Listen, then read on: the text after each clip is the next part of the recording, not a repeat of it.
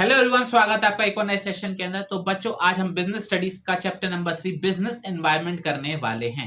दो चैप्टर हो चुके हमारे, nature and significance of management and principles of management. तीसरे चैप्टर को स्टार्ट करने से पहले मैं आपको यह बता दूं बच्चों, इस चैप्टर के अंदर से कुछ टॉपिक डिलीट हुए, तो उनके एमसीक्यूज यहाँ पर कवर नहीं होने वाले हैं। ठीक है, जो सिलेबस से रिलेटेड है उसी के एमसीक्यू यहाँ पर कवर हो गए। तो चलिए बच्चों, स्टार्ट करते हैं बिना टाइम को वेस्ट करे। तो सबसे पहला क्वेश्चन आपकी जो स्क्रीन पर दिखाई दे रहा है वो क्या है? Which one of the following is not a feature of business environment? नीचे दिए गए ऑप्शन में से व्यवसायिक वातावरण का फीचर नहीं है। Option number A uncertainty, option number B interdependence, option number C complexity, या फिर ऑप्शन नंबर डी स्टेबिलिटी। तो बताइए बच्चों, इसका करेक्ट आंसर क्या होगा? अनसर्टेनिटी, इंटरडिपेंडेंस, कंप्लेक्सिटी या फिर स्टेबिलिटी? तो चलिए बच्चों डिस्कस कर लेते हैं। तो इसका जो करेक्ट आंसर है बच्चों वो है option number D stability. Business environment कभी भी स्टेबल नहीं होता है, बल्कि वो हर पल बदलता रहता है, वो डायनेमिक होता है, वो स्टेबल नहीं होता है। तो इसका जो करेक्ट आंसर है बच्चों वो हमारा option number D stability. Clear? Okay. अब बच्चों बात करेंगे क्वेश्चन नंबर 2 की तरफ। क्वेश्चन नंबर 2 क्या है? Which of the following is not a component of specific forces of business environment? क्या बोला गया बच्चों? Which one of the following is not a component of the specific force of business environment? सबसे पहले आपको revise कराता हूं, specific force का मतलब क्या होता है। स्पेसिफिक फोर्स का मतलब होता है बच्चों जो आपके बिजनेस को डायरेक्टली इफेक्ट करता हो, उसको हम बोलते हैं स्पेसिफिक फोर्स। तो ये पूछा गया है कि नीचे दिए गए ऑप्शन में से कौन सा स्पेसिफिक फोर्स नहीं है। ए टेक्नोलॉजिकल कंडीशंस, बी कस्टमर, सी एम्प्लॉयज या फिर डी इन्वेस्टर्स। तो बताइए बच्चों, इसमें से आपका जो करेक्ट आंसर है वो क्या होगा? Option number A, B, C या फिर डी? तो चलिए बच्चों डिस्कस करते हैं इसका आंसर, और इसका जो करेक्ट आंसर है बच्चों वो है हमारा ऑप्शन नंबर ए टेक्नोलॉजिकल कंडीशंस। क्योंकि टेक्नोलॉजिकल जो कंडीशंस हैं वो आपके बिजनेस को डायरेक्टली इफेक्ट नहीं करती, बाकी सारे बिजनेसेस को इनडायरेक्टली इफेक्ट करती हैं। और technological conditions are an example of general forces. ये आपको चीज क्लियर हो गई? ओके। अब बच्चों बात करते हैं क्वेश्चन नंबर 3 पे। क्वेश्चन नंबर 3 क्या दे रखा है जरा रीड करेंगे।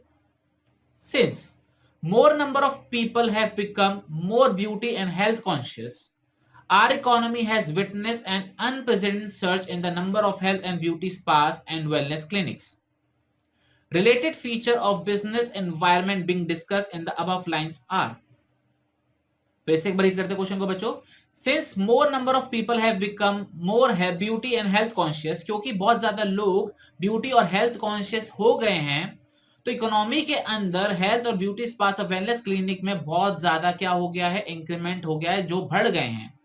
तो वो ये पूछ रहे हैं कि ऊपर दिए गई लाइनों में से कौन सा बिजनेस एनवायरनमेंट का जो फीचर है वो हाईलाइट हो रहा है। Option number A totality of external forces, option number B dynamic nature, option number C inter relatedness या फिर ऑप्शन नंबर डी रिलेटिविटी। तो बताइए बच्चों इसका करेक्ट आंसर क्या होगा? Option number A, B, C या फिर डी? तो चलिए बच्चों डिस्कस कर लेते हैं इसका आंसर, और इसका जो करेक्ट आंसर है बच्चों वो क्वेश्चन से लिखते हैं। क्योंकि लोग हेल्थ कॉन्शियस हो रहे हैं, तो हेल्थ स्पा और आपके जो जिम्स है वो इंक्रीज हो रहे हैं, वो बढ़ रहे हैं, उनका यूज बढ़ रहा है। तो ये आपस में क्या है? आपस में ये इंटर रिलेटेड हैं। ये आपको चीज समझ में आ रही है? Just because I am health conscious, मैं नंबर ऑफ मैं जिम्स में जाना पसंद करूंगा, तो जितने ज्यादा लोग जिम्स में जाएंगे उतने ज्यादा नंबर ऑफ जिम्स इंक्रीज होंगे। तो इसका जो करेक्ट आंसर है बच्चों हमारा option number C inter relatedness है। ये चीज क्लियर हो गया आपको? ओके। अब बच्चों बात करते हैं क्वेश्चन नंबर 4 की तरफ। आपकी स्क्रीन पर ये रहा। Twinkle Stars is a well-known resort for organizing parties, especially for children. However, in past 6 months, its popularity has reduced considerably as a new resort with better ambience and facilities has opened within its vicinity. फिर से read करेंगे। Twinkle star एक well known resort था parties organise करने के लिए, specially children related basis के लिए, लेकिन पिछले 6 महीने की इसकी जो पॉपुलैरिटी है वो डिक्रीज हो गई है। क्यों? क्योंकि ऐसा एक नया रिजॉर्ट जिसके अंदर बहुत ज्यादा अच्छी फैसिलिटीज है वो ओपन हो गया उस एरिया के अंदर। तो name the related feature of business environment has been influenced the business of Twinkle Star adversely. तो आपको बताइए बिजनेस एनवायरनमेंट के कौन से फीचर ने ट्विंकल स्टार के बिजनेस को एडवर्सली इफेक्ट करा है। Option number A totality of external forces, option number B dynamic nature, option number C interrelatedness या फिर ऑप्शन नंबर डी अनसर्टेनिटी। तो बताइए बच्चों इसका करेक्ट आंसर क्या होगा? ए, बी, सी या फिर डी? तो चलिए बच्चों डिस्कस कर लेते हैं इसका आंसर। बच्चों यहाँ पर क्या हो रहा है, यहाँ पर नई फैसिलिटीज आ रही हैं, इस वजह से पुराना वाला जो रिजॉर्ट है वो कम पॉपुलर हो रहा है और नया वाला जो रिजॉर्ट है वो ज्यादा पॉपुलर हो रहा है। तो ऐसे केस में आंसर क्या होना चाहिए? आंसर होना चाहिए option number B, dynamic nature, क्योंकि हर पल बदल रही है, फैसिलिटीज बदल रही हैं, इस वजह से जो नया रिजॉर्ट है वो पॉपुलर हो रहा है, पुराना रिजॉर्ट लेस पॉपुलर होता जा रहा है। क्या ये आपको बात क्लियर हो गई बच्चों? ओके। अब बच्चों बात करेंगे क्वेश्चन नंबर 5 की तरफ, जरा रीड करते हैं। Any kind of external devices like CDs for computer have become obsolete. Google with its Google Drive service, Apple with its iCloud offering enables the users to store documents, photos, music and movies on the web-based servers. Identify the feature of business environment being described in the above lines. इन्होंने बोला है CDs वगैरह सब क्या हो गई हैं, absolute हो गई हैं, क्योंकि गूगल अपनी गूगल ड्राइव की सर्विस ले आया है, एप्पल अपनी आई क्लाउड की सर्विस ले आया है, जिसके अंदर आप बहुत सारी चीजें अलग अलग तरह की फोटोज, डॉक्यूमेंट्स, मूवीज, म्यूजिक आप स्टोर कर सकते हो। तो बताइए कौन सा फीचर बिजनेस एनवायरनमेंट डिस्क्राइब हो रहा है? Option number A relativity, option number B dynamic nature, option number C uncertainty या option number D interrelatedness. तो बताइए बच्चों इसका करेक्ट आंसर क्या होगा? Option number A, B, C या फिर डी? तो चलिए बच्चों डिस्कस कर लेते हैं इसका आंसर। अब बच्चों यहाँ पर क्या हो रहा है, यहाँ पे नए नए इन्वेंशंस आ रहे हैं, ठीक है, अलग अलग तरह के इन्वेंशंस आ रहे हैं। क्या आप प्रिडिक्ट कर सकते हो कि क्या होने वाला है फ्यूचर के अंदर? You can't predict future. पहले फ्लॉपी डिस्क आती थी, फिर सीडीज आए, फिर डीवीडीज आए, फिर पेन ड्राइव्स आए, अब वेब बेस्ड सर्वर्स आ रहे हैं। मतलब इतना ज्यादा इन्वेंशन हो रहा है, क्या आप प्रिडिक्ट कर सकते हो कि आने वाले टाइम में और क्या हो सकता है? You can't predict the future. ये आपको चीज क्लियर हो रही है? तो बिजनेस एनवायरनमेंट क्या है? अनसर्टेन है, कभी भी कुछ भी हो सकता है। ये आपको चीज समझ में आ रही है? तो इसका जो करेक्ट आंसर है बच्चों वो है हमारा ऑप्शन नंबर सी, अनसर्टेनिटी। क्या ये चीज आपको क्लियर हो गई बच्चों? ओके। अब बच्चों बात करते हैं क्वेश्चन नंबर 6 की तरफ। क्या दे रखा है जरा रीड करेंगे।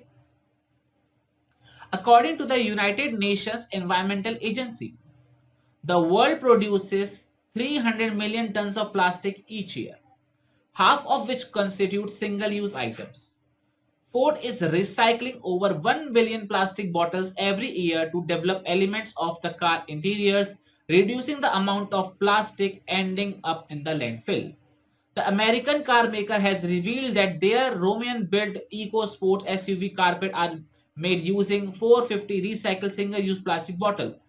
The process for making Ford EcoSport carpet involves shredding bottles and their caps into tiny flakes and then heating them into 260 degree. Identify the related dimension of business environment. Question में ये बोला गया है कि according to United Nation environmental agency, world जो है वो हर साल 300 मिलियन टन प्लास्टिक प्रोड्यूस कर रहा है और जिसमें से आधे से ज्यादा तो सिंगल यूज वाले प्लास्टिक होते हैं। तो ऐसे केस के अंदर जो फोर्ड कंपनी है वो प्लास्टिक की बोतल्स को रिसाइकिल करके वो कार के इंटीरियर डिजाइन कर रहे हैं।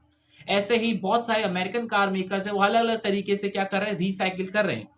तो वो ये पूछना चाह रहे हैं, आप मेरे को ये बताइए कि ऊपर दिए गए इस केस के अंदर कौन सा बिजनेस एनवायरनमेंट का जो डायमेंशन है वो बताया गया हुआ है? A economic dimension, B social dimension, C technological dimension या फिर डी पॉलिटिकल डायमेंशन। तो बताइए बच्चों इसका करेक्ट आंसर क्या होगा? ए, बी, सी या फिर डी? तो चलिए बच्चों डिस्कस कर लेते हैं इसका आंसर। अब बच्चों यहाँ पर बात क्या हो रही है, यहाँ पे रिसाइकलिंग की बात हो रही है, ये चीज कन्वर्ट करके इस चीज के अंदर कन्वर्ट किया जा रहा है।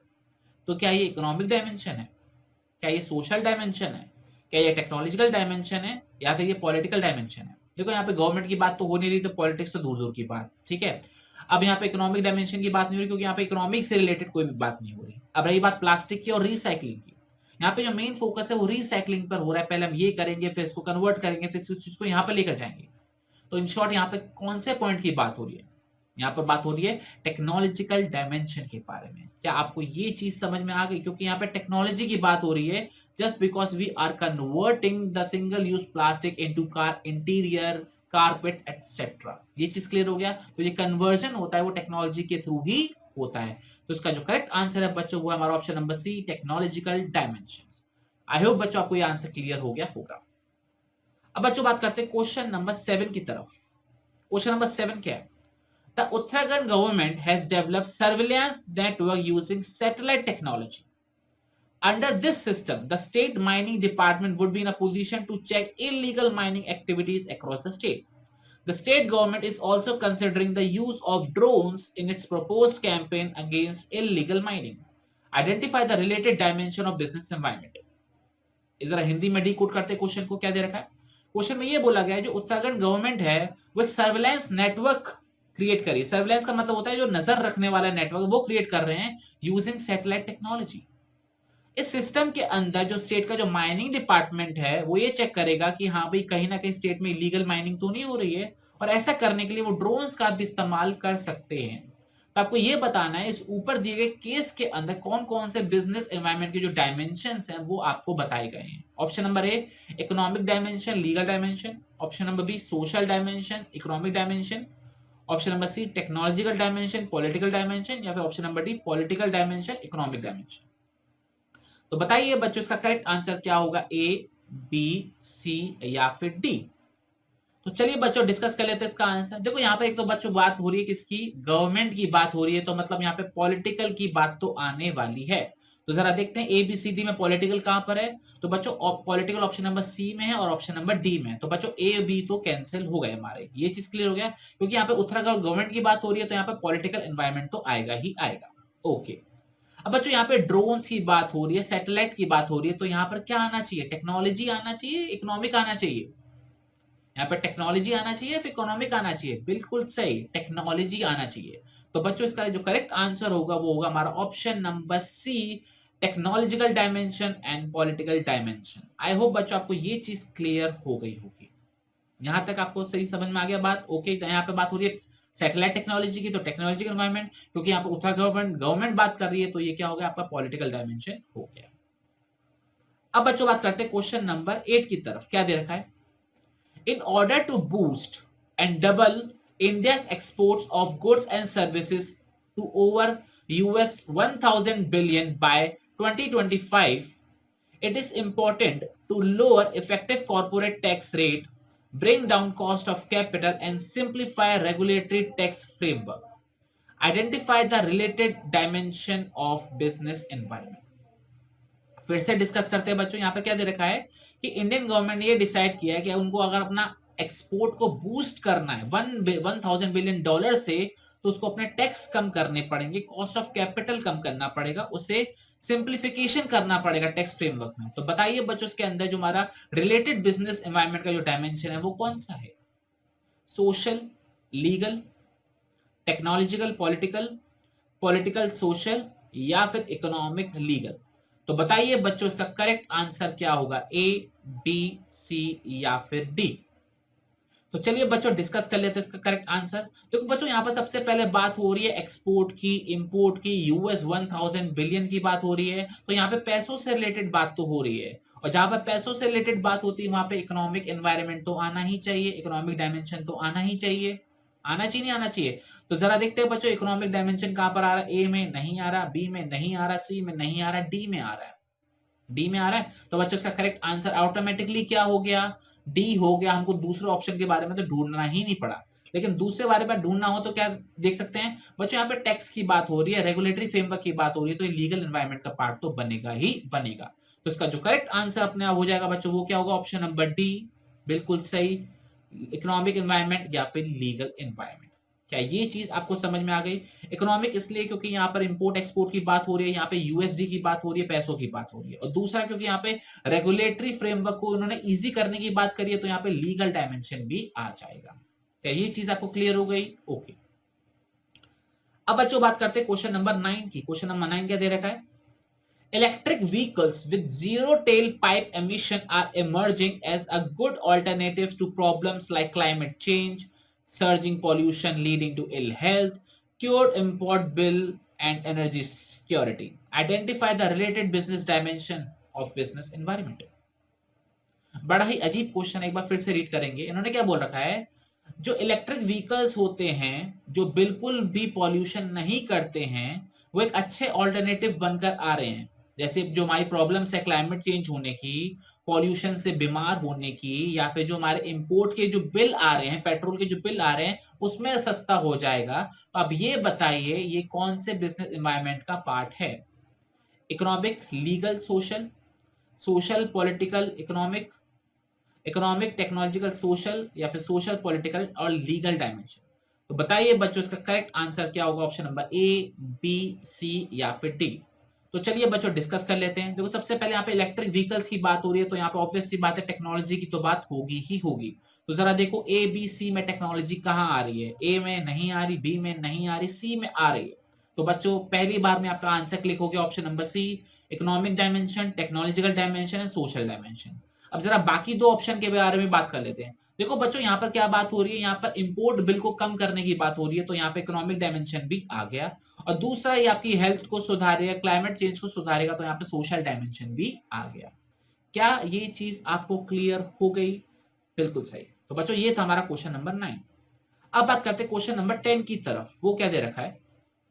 क्वेश्चन नंबर 10 है बच्चों, your tummy began its business by offering the classic combo of hamburgers and fries. But over the time, the customer wanted healthier foods. So Yo Tummy responded and began offering healthy alternatives such as salads, fruits, wraps, and oatmeals. If Yo Tummy hadn't responded, they may have lost customer. They wanted to eat healthier foods. The above case highlights one of the important points related to the importance of business environment and its understanding by the managers. Identify it. Question में दे रखा है एक company है जो बहुत ज्यादा एक अच्छा ऑफर देती है हैमबर्गर्स का, फ्राइज का, बट कस्टमर जो थे उनकी टेस्ट चेंज हुआ और कस्टमर ने क्या करा? हेल्दियर फूड्स मांगना चालू हो गए। तो उन्होंने अच्छे अच्छे हेल्दी फूड्स लाना चालू हो गए, जैसे सैलेड्स, फ्रूट्स, ओटमील वगैरह। वो ये कह रहे हैं अगर ओटमील, ये अगर यो टमी कंपनी ने अगर ऐसा नहीं किया होता तो वो जो हेल्दी फूड्स वाले कस्टमर थे उनको वो खो देती। तो ये बताइए इसमें इन्होंने कौन सी बिजनेस एनवायरनमेंट की इंपॉर्टेंस को ध्यान में रखा है? A, it helps in coping with rapid changes, B, helps in improving performance, option number C, helps to identify threats and early warning signals, या फिर D, it enables the firm to identify opportunities and getting the first mover advantage। तो बताइए बच्चों इसका correct answer क्या होगा? Option number A, B, C या फिर डी। तो चलिए बच्चों डिस्कस कर लेते हैं इसका आंसर। देखो बच्चों सबसे पहले यहाँ पर उन्होंने बोला कि हम हैमबर्गर्स और फ्राइज बनाते थे, बट जस्ट बिकॉज कस्टमर ने अपना क्या बोला, हमको ये नहीं खाना, हमको ये खाना है, तो उन्होंने तुरंत क्या कर लिया? चेंज कर लिया, अपना मेन्यू को चेंज कर लिया। हैमबर्गर फ्राइज के संग संग वो सैलेड्स, फ्रूट्स, ओटमील, रैप्स में भी आ गए। तो मतलब उन्होंने क्या किया? It coped with rapid changes. ये आपको चीज समझ में आ रही है? उन्होंने चेंज के संग अपने आप को बदल लिया, अपने आप को ढाल लिया और उन्होंने अपने मेन्यू को बदल लिया, जिससे वो अपने हेल्दियर फूड्स प्रेफरेंस वाले कस्टमर को खो ना दे। क्या ये चीज क्लियर हो गया? तो बच्चों इसका जो करेक्ट आंसर है वो है हमारा option number A, it helps in coping with rapid changes. I hope बच्चों को ये चीज क्लियर हो गई होगी। अब बच्चों बात करते हैं क्वेश्चन नंबर 11 की। क्वेश्चन नंबर 11 क्या है? As a result of major government initiatives, more and more people are going green. In order to keep in line with the trend, Clapway, a carpet cleaning company, has advertised that they only use natural cleaners that come from the renewable resources, and all their services vehicles are hybrid that use both gas and electricity. Identify one of the important related importance of business environment and its understanding by the manager which is being highlighted in the above case। Question में क्या दे रखा है? क्योंकि बहुत ज्यादा लोग जो है अब ग्रीन की तरफ जा रहे हैं, मतलब वो पॉल्यूशन वगैरह यूज वाले इक्विपमेंट को यूज नहीं करना चाहते हैं, तो ऐसे में कंपनी ने बोला है कि हम सिर्फ नेचुरल क्लीनर्स को यूज करते हैं जो नेचुरल रिसोर्सेज से बनाए गए हैं, जो रिन्यूएबल रिसोर्सेज से बनाए गए हैं, और जो भी हमारी सर्विस होती है वो हाइब्रिड व्हीकल्स के थ्रू होती है, मतलब हम गैस को भी यूज कर सकते हैं, हम इलेक्ट्रिसिटी को भी यूज कर सकते हैं। तो बताइए यहाँ पर कौन सी इंपॉर्टेंस हाईलाइट करी गई है? प्लानिंग एंड पॉलिसी फॉर्मुलेशन में मदद हो रही है, रैपिड चेंजेस में मदद हो रही है, आपकी परफॉर्मेंस इंप्रूव हो रही है, या फिर आपने अपॉर्चुनिटीज को आइडेंटिफाई किया, फर्स्ट मूवर एडवांटेज ले लिया। तो बताइए बच्चों इसका करेक्ट आंसर क्या होगा? ए, बी, सी या फिर डी। तो चलिए बच्चों डिस्कस कर लेते हैं। देखो सबसे पहले बच्चों यहाँ पर क्या बात हो रही है? यहाँ पर नेचुरल रिसोर्सेज की बात हो रही है, यहाँ पर रिन्यूएबल रिसोर्सेज की बात हो रही है, और बाद में उन्होंने क्या बोला कि हम जो व्हीकल यूज करते हैं उसको हम गैस से भी यूज कर सकते हैं, उसको हम इलेक्ट्रिसिटी भी यूज कर सकते हैं, जैसे मर्जी हम वैसे यूज कर सकते हैं। तो यहाँ पर वो अपनी परफॉर्मेंस की बात कर रहे हैं कि हम ऐसे भी काम कर सकते हैं, वैसे भी काम कर सकते हैं। तो by the help of going green वो पेट्रोल, गैस वगैरह यूज करने के सक्षम, वो इलेक्ट्रिसिटी को भी यूज कर पा रहे हैं, मतलब उनकी जो परफॉर्मेंस है वो इंप्रूव हो रही है।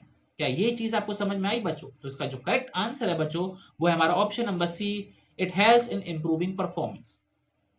आई होप बच्चों आपको ये चीज अच्छे से क्लियर हो गई होगी। अब बच्चों बात करते हैं क्वेश्चन नंबर 12 की। क्या दे रखा है? India continues to be the lower middle income country along with 46 other, while Sri Lanka has climbed to the upper middle economic group for the fiscal year 2020. According to the World Bank classification of the countries by income level released on 1st July 2019. Identify the related economic dimension of business environment.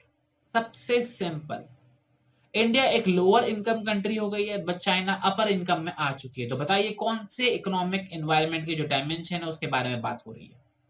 Social, technological, economic या फिर political? तो बताइए बच्चों इसका correct answer क्या होगा? बच्चों इसका आंसर तो आप चुटकियों में दे दोगे, क्योंकि यहाँ पर किसकी बात हो रही है? इनकम की बात हो रही है। और इनकम किसके अंदर आ जाता है? कंट्री की इनकम किसके अंदर आती है? इकोनॉमिक एनवायरनमेंट के अंदर आती है, इकोनॉमिक डायमेंशन के अंदर आती है। तो इसका जो बच्चों करेक्ट आंसर होगा वो होगा हमारा option number C, economic dimension. क्या ये चीज आपको समझ में आ गई बच्चों? बहुत बढ़िया। अब बच्चों बात करते हैं क्वेश्चन नंबर 13 की। क्वेश्चन नंबर 13 क्या है?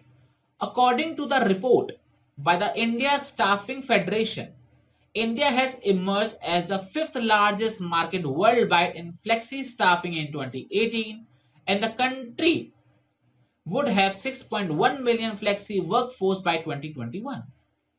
It showed that the Haryana, Gujarat, Karnataka, Madhya Pradesh, and Telangana states are the states with a high growth potential for flexi staffing, but Andhra Pradesh topped the list with a favorable business environment. Identify the feature of business environment being discussed above. कुछ पल्ले नहीं पड़ा। फिर से read करते हैं। इन्होंने क्या बोला है? एक ऑर्गेनाइजेशन है इंडियन स्टाफिंग फेडरेशन, इनकी रिपोर्ट के अकॉर्डिंग इन्होंने ये बोला है कि इंडिया वर्ल्ड वाइड में टॉप 5th नंबर पर आया है, जिसके अंदर वो फ्लेक्सी स्टाफिंग कर सकते हैं, मतलब मन मर्जी तरीके से कर सकते हैं, आराम से घर बैठ के काम करना हो, पार्ट टाइम करना हो, फुल टाइम करना हो, अलग अलग तरीके की जो स्टाफिंग प्रोसेस होती है वो आराम से कर सकते हैं।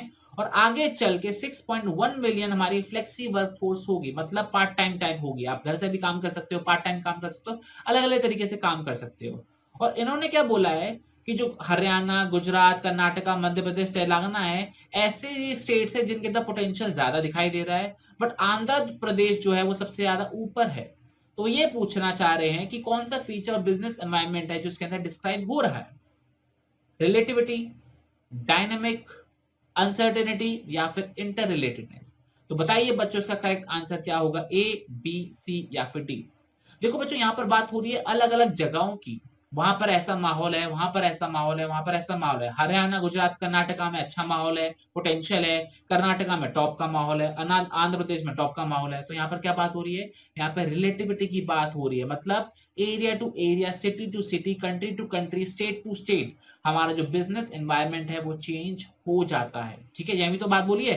हरियाणा, गुजरात, कर्नाटका, मध्य प्रदेश, तेलंगाना में पोटेंशियल है, आंध्र प्रदेश टॉप कर रहा है, मतलब वहां का एनवायरनमेंट अलग है, वहां का एनवायरनमेंट अलग है। तो इसका जो करेक्ट आंसर होगा बच्चों वो होगा हमारा ऑप्शन नंबर ए, रिलेटिविटी। जो रिलेटिव फीचर है वो ये बोलता है कि business environment area to area, city to city, country to country change हो जाता है। क्लियर? ओके। अब बच्चों बात करेंगे क्वेश्चन नंबर 14 की। क्वेश्चन नंबर 14 क्या दे रखा है? The union cabinet has given in principle not to divest stake in Air India, a wholly owned government-owned airline. This means government is willing to shed a substantial portion of its stake and hand over the management of the airline to the private sector. Identify the concept being described in the above lines.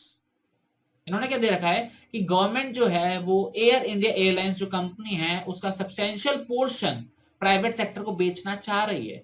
तो बताइए कौन सा concept है जो discuss हो रहा है? Liberalisation, privatisation, globalisation या फिर डिमोनेटाइजेशन? तो बताइए बच्चों इसका करेक्ट आंसर क्या है? चलो मैं एक हिंट देता हूं, डिमोनेटाइजेशन तो बिल्कुल भी नहीं है। ठीक है, तो आपको बस ये बताना है लिबरलाइजेशन, प्राइवेटाइजेशन, ग्लोबलाइजेशन में से कौन सा आंसर होगा। तो चलिए बच्चों डिस्कस कर लेते हैं। देखो यहाँ पर क्या बात हो रही है, यहाँ पर गवर्नमेंट अपना स्टेक कम कर रही है और प्राइवेट का स्टेक बढ़ा रही है। प्राइवेट को बोल रही है आप आओ बिजनेस करो। तो ये किसकी बात हो रही है बच्चों? ये बात हो रही है ऑप्शन नंबर बी, प्राइवेटाइजेशन की। क्या ये चीज आपको समझ में आ गई? बिल्कुल सही। तो प्राइवेटाइजेशन के द्वारा गवर्नमेंट अपना रोल कम कर रहा है और प्राइवेट का रोल इंक्रीज करने की कोशिश कर रहा है। क्लियर? ओके। अब बच्चों बात करेंगे आज के सुपर लास्ट क्वेश्चन की, जो सबसे ज्यादा ही इंपॉर्टेंट क्वेश्चन है और मैक्सिमम बच्चे इस क्वेश्चन को करते हैं गलत। मैक्सिमम बच्चे इस क्वेश्चन को गलत करते हैं, तो इंपॉर्टेंट है, मार्क कर लीजिएगा। पीडीएफ फाइल चाहिए ये वाली, तो बच्चों को कहां मिलेगी? स्क्रीन पर आपको एक यूजर हैंडल का नाम दिखाई दे रहा होगा, हेडमास्टर सक्षम कत्याल का। सक्षम कत्याल मेरा नाम है बच्चों। आपको ये टेलीग्राम ग्रुप का चैनल होगा, टेलीग्राम चैनल होगा, आपको वो ज्वाइन करना पड़ेगा। डिस्क्रिप्शन के अंदर उसका लिंक दे रखा है, लिंक को टच करिए, वहां पर जाइए, चैनल को ज्वाइन कीजिए, पीडीएफ फाइल ले लीजिए। ये पीडीएफ फाइल आपको बिजनेस स्टडीज के अलावा आपको अकाउंट्स की भी मिल जाएगी और इकोनॉमिक्स की भी मिल जाएगी। और एक एडवाइस है, अगर टेलीग्राम का चैनल का लिंक काम ना करे तो टेलीग्राम पे सर्च कीजिएगा हेडमास्टर सक्षम कत्याल, आपको चैनल दिख जाएगा, उसको ज्वाइन कीजिएगा और पीडीएफ फाइल को ले लीजिएगा। तो चलिए बच्चों, आज का सबसे इंपॉर्टेंट क्वेश्चन, जो सबसे ज्यादा ट्रिकी क्वेश्चन है, उसको डिस्कस कर लेते हैं। The government of India launched Make in India initiative in September 2014 to increase foreign direct investment in 25 sectors. As of April 2015, FDI inflow in India increased by 48% since the launch of Make in India initiative. Identify the concept being described in the above lines with regard to the inflow of FDI. Question बोल रहा है कि हमारी जो नरेंद्र मोदी जो government नई नई आई थी, उन्होंने सितंबर 2014 के अंदर एक स्कीम लॉन्च करी थी जिसका नाम था मेक इन इंडिया, जिसके अंदर उन्होंने ये कोशिश करी थी कि इंडिया के अंदर जो 25 सेक्टर्स हैं बिजनेस करने के, वहां पर एफडीआई आए, फॉरेन डायरेक्ट इन्वेस्टमेंट आए। और उन्होंने बोला कि अप्रैल 2015 के अंदर जो इन्वेस्टमेंट थी वो 48% इंक्रीज हो गई थी। तो ये पूछ रहे हैं कि एफडीआई के इनफ्लो के हिसाब से यहाँ पे कौन से कॉन्सेप्ट का डिस्कशन हो रहा है? डिमोनेटाइजेशन का हो रहा है, प्राइवेटाइजेशन का हो रहा है, लिबरलाइजेशन का हो रहा है, या फिर ग्लोबलाइजेशन का हो रहा है? तो बताइए बच्चों, इसका करेक्ट आंसर क्या होगा? ए, बी, सी या फिर डी? तो चलिए बच्चों डिस्कस कर लेते हैं इसका आंसर। देखो, सबसे पहले डिमोनेटाइजेशन तो है नहीं, 500,000 के नोट बंद करने वाली कोई भी बात नहीं हुई है। दूसरा, यहाँ पर यह भी नहीं बोला गया कि गवर्नमेंट अपना रोल कम कर रही है, प्राइवेट लोगों को रोल बढ़ा रही है, तो बच्चों यहाँ पे प्राइवेटाइजेशन भी नहीं होगा। तो मतलब जो हमारा आंसर है वो ऑप्शन नंबर सी से होगा या फिर ऑप्शन नंबर डी से होगा।